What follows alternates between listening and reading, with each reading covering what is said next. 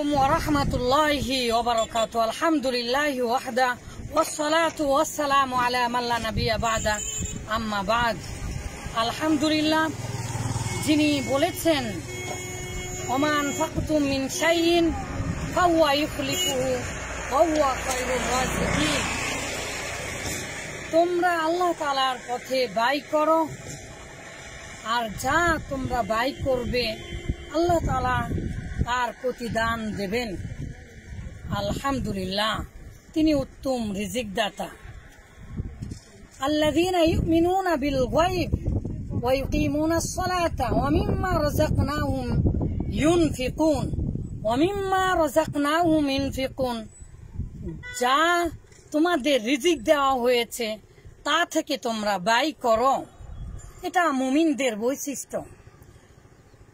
রাসূলুল্লাহ সাল্লাল্লাহু আলাইহি ওয়াসাল্লাম বলেছেন, ইযা মাতাল ইনসানু ইনকাতা আনহু আমালুহু। যখন মানুষ মারা যায়, ইনকাতা আনহু আমালুহু, তার আমল বন্ধ হয়ে যায়। ইল্লা মিন সালাসাতিন, তিন প্রকার আমল ব্যতীত। সাদাকাত, ইল্লা মিন সাদাকাতিন জারিয়া, সদকায়ে জারিয়া, এমন নেক আমল যা করলে যুগ যুগান্তর ধরে তার সওয়াব পাওয়া যায়। সদকায়ে জারিয়ার মধ্যে অন্যতম ভালো সদকায়ে জারিয়া হচ্ছে মানুষকে পানি পান করানো, সেই যুগ যুগান্তর ধরে।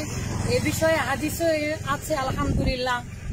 লন্ডন কর্তৃক আয়োজিত মূলত একটা সংস্থা আছে তাওহীদ ফাউন্ডেশন, সেখান থেকে আলহামদুলিল্লাহ আমরা বিভিন্ন জায়গাতে কল দেওয়ার ব্যবস্থা করা হয়, বিশেষ করে ব্যারিস্টার আমিনুল ভাই।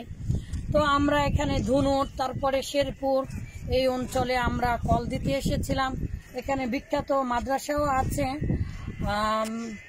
তারপরে যে আপনারা দেখছেন বাঙালি নদী, এটাই সেই বিখ্যাত বাঙালি নদী যেটা বিসিএস পরীক্ষাতেও দিয়েছে। যমুনা নদী এবং বাঙালি নদী একত্রিত হয়ে, একটু দেখান, যমুনা নদী এবং বাঙালি নদী একত্রিত হয়েছে কোথায়? এই সেই বগুড়ার বিখ্যাত স্থান।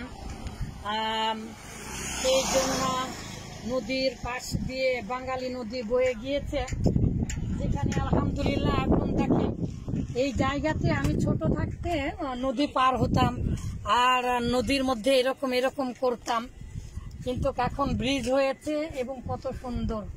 ওই জায়গাতে অনেক মাছ ধরেছি আলহামদুলিল্লাহ। আর নদীর নিচে যখন ডুব দিতাম তখন ট্যাংরার মাছ কিউ করতো, ট্যাংরার মাছ।